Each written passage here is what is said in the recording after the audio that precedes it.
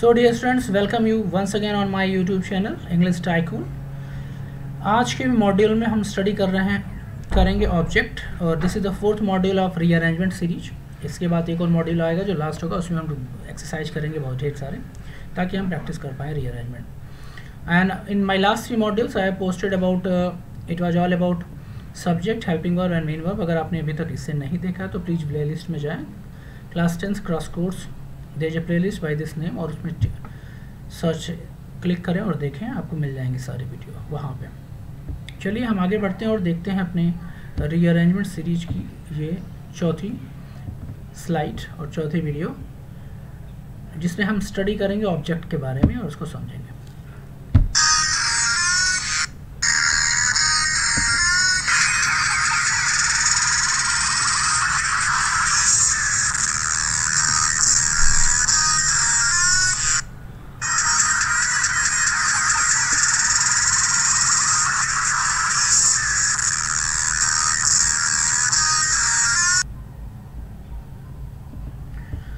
So let's start.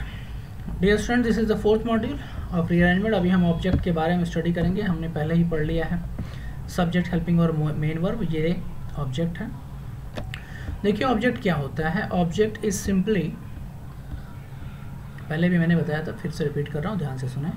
C, one who receive the effect of the action done by the subject of a sentence is called subject of the sentence is called object. Simple thing है, जो action subject करता है और उसका effect जिसके ऊपर पड़ता है वही ऑब्जेक्ट होता है सेंटेंस का। Very simple. इसकी एक एक्सेप्शनल थिंग है जो इसके बाद मैं लास्ट में बताऊंगा, आपको समझ में आ जाएगा वो भी। देखिए यहाँ पे कुछ एग्जांपल हमने लिखा है। पूजा स्लैप्ड अमित। यहाँ पे एक्शन कौन कर रहा है? पूजा। इसका असर किसको पड़ रहा है? अमित को। ऑब्जेक्ट कौन होगा? अमित। और अगर आपसे इसी सेंटेंस में पूछा जाए सब्जेक्ट कौन होगा, क्या अमित होगा? नहीं। क्या एक्शन अमित कर रहा है? नहीं। एक्शन कौन कर रहा है? पूजा। तो ऑब्वियस सी बात है इस सेंटेंस का सब्जेक्ट पूजा होगी, और इसका इफेक्ट प्रभावित कौन हो रहा है एक्शन से? स्लैप किसको लग रहा है? अमित की। ऑब्वियस सी बात है this is Amit who is the object of the sentence, because the action which is perform in the sentence by Puja, its effect is received by Amit. Amit इसका ऑब्जेक्ट होगा। अगला देखिए, दे कुक्ड फूड। आप टेकन स्मॉल एग्जाम्पल ताकि आपको easily समझ में आ जाए। They cooked food, they cooked food, उन्होंने खाना बनाया। They cooked food. अब यहाँ पे क्या उन्होंने किया? फूड। फूड क्या है? खाना बनाया, और उसका असर किसके ऊपर पड़ा? फूड के ऊपर। फूड पे उन्होंने काम किया। फूड थिंग्स से उसको कन्वर्ट कर दिया फूड में। तो this is food is the object of this sentence. Children ate mango. Children ate mango, बच्चों ने क्या किया? मैंगो। इसका ऑब्जेक्ट क्या है? Mango. They gave the answer. They gave the answer. तो आंसर इस सेंटेंस का ऑब्जेक्ट है। What they give? They give answer. So answer is the object of this sentence. Students are playing chess. अब इस sentence में student subject है, are helping verb है, playing main verb है, और चेस क्या है? ऑब्जेक्ट है। बच्चे क्या खेल रहे हैं? चेस। तो ऑब्जेक्ट क्या हुआ? चेस। अगर आपको ये भी कंफ्यूजन लग रहा है क्यों उस चेस को ऑब्जेक्ट कहा जा रहा है, ध्यान से देखें।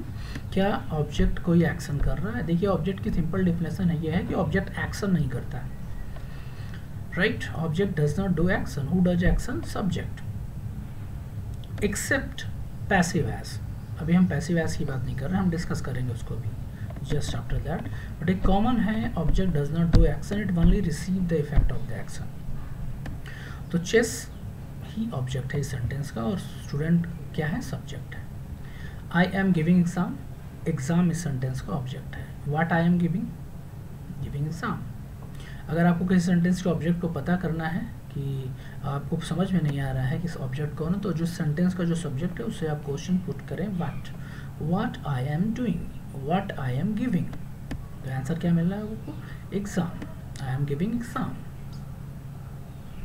अगला देखिए, Varsha has bought a pen for मी।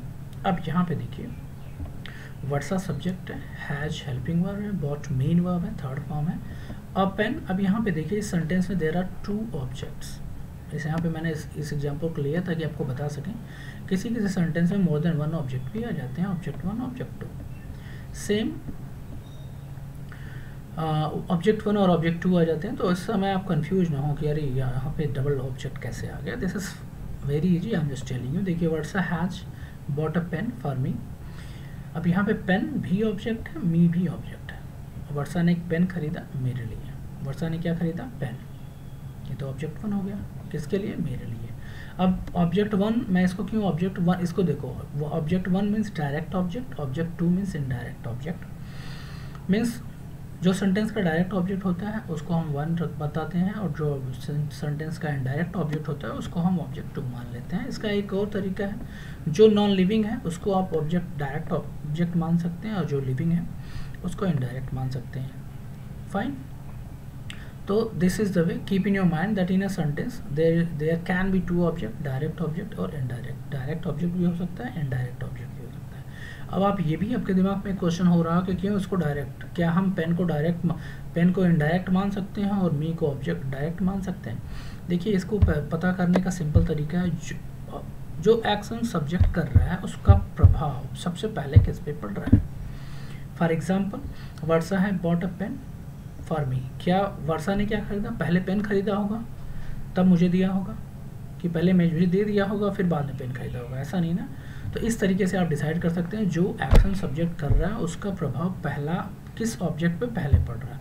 जिस ऑब्जेक्ट पे पहले पड़ रहा है वो डायरेक्ट ऑब्जेक्ट, जिस पे सेकेंडरी पड़ रहा है वो indirect object.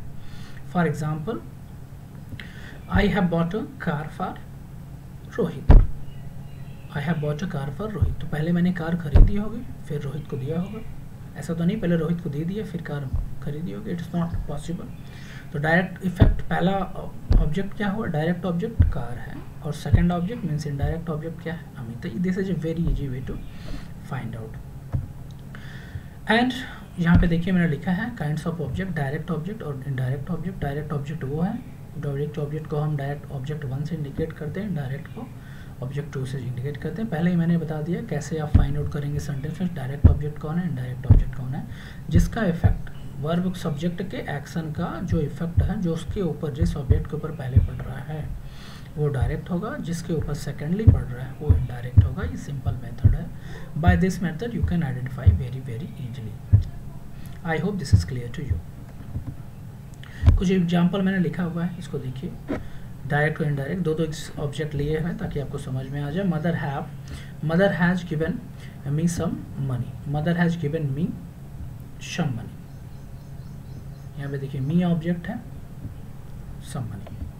C had bought a car for me. She had bought a car for me. Car भी ऑब्जेक्ट है और मी फॉर भी ऑब्जेक्ट है। She told me some answer. She told me some answer. यहाँ पे मी भी object है और सम आंसर भी ऑब्जेक्ट है।